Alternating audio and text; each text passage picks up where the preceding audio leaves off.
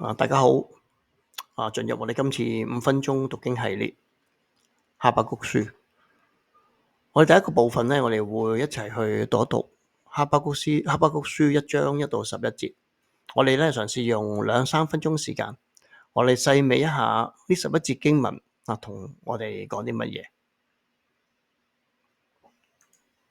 當你細味完之後，有個自思時間，一個個人思考嘅時間。呢個時間呢，我哋唔需要去討論，亦都唔需要有作任何嘅回應，係自己思想嘅。因為去到最後呢，我哋會有啲分享時間，可以彼此分享，彼此祈禱嘅時候。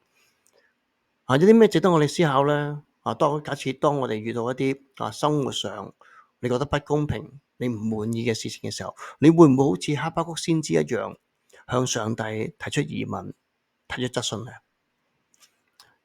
有時我哋除咗向上帝提出質詢、提出疑問嘅時候，你覺得上帝你可以用咩方法向上帝去得知、去明白佢嘅計劃呢？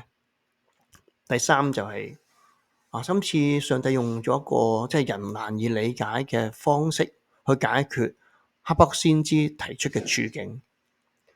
呢個難以理解嘅方式，若然你係一個引導者，你點樣去理解或者解釋上帝會用呢種方法去解決哈巴谷先知嘅處境呢？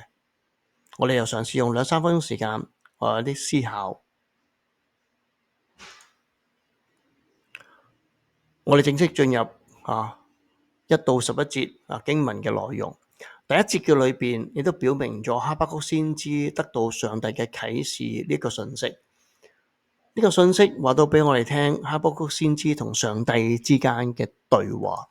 所以進入2到4節就提出哈巴谷先知佢自己處身嘅咩嘅處境，佢等待咗幾耐，佢面對一個咩困境、咩嘅局面，以至到今日佢要向上帝提出提問。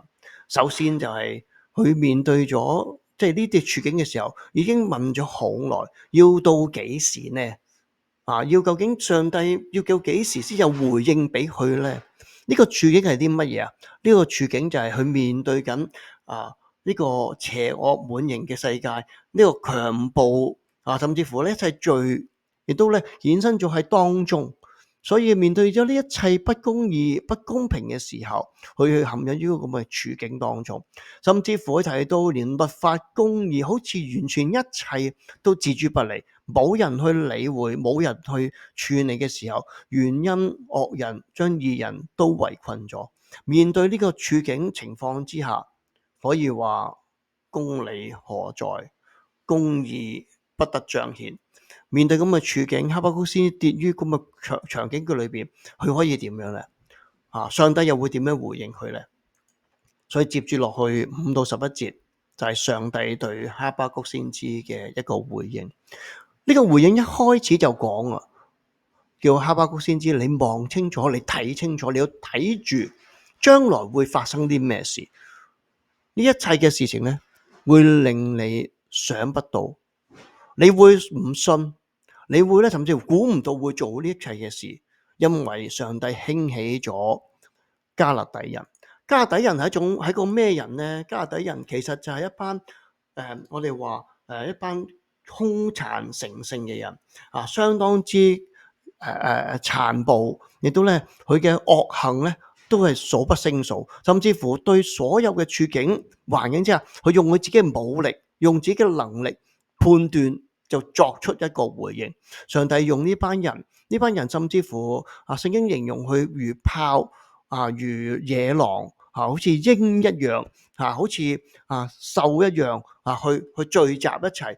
呢班人嗰種兇殘成性，就係正正迦勒底人，去上帝用咗呢班人去完成處理呢件事。不過正正就係因為佢哋自以為是，覺得自己有呢個能力我能夠處理一切，冇理到上帝對佢哋嘅看顧。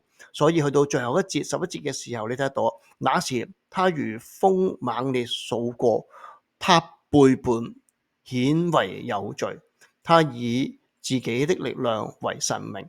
去到最後嘅時候，佢哋甚至乎心高氣傲超越咗自己個人嘅境界，以自己為神。所以最後嘅時候，呢班加勒底人縱使上帝使用佢，但係今日去到呢刻嘅時候，佢哋確係得罪咗上帝。簡單總結一下呢11節嘅經文啦。先知咧喺疑惑中嘅裏邊咧，向上帝提出咗提問，或許話是控訴。上帝咧回應咗一個係先知想唔到嘅計劃。簡單啲嚟講，可能係一個以暴易暴。上帝用咗加勒底人去處理或者完成咗上帝嘅吩咐，但係最終加勒底人係冇自愛，冇自己愛惜自己。我哋又彼此分享一下經文嘅裏邊咧，有啲咩帶俾你有新嘅提醒啊？當你感到不滿嘅時候，你會唔會好似先知哈巴谷一樣向上帝作出提問呢？除咗從上帝提出提問之外，我哋仲有冇其他方式去明白上帝嘅心意呢？上帝用咗個難以理解嘅方式去處理事情，你又會點樣同人哋解釋呢個難以理解嘅方式就係上帝嘅吩咐呢？我哋最後有少少分享嘅時間，彼此分享。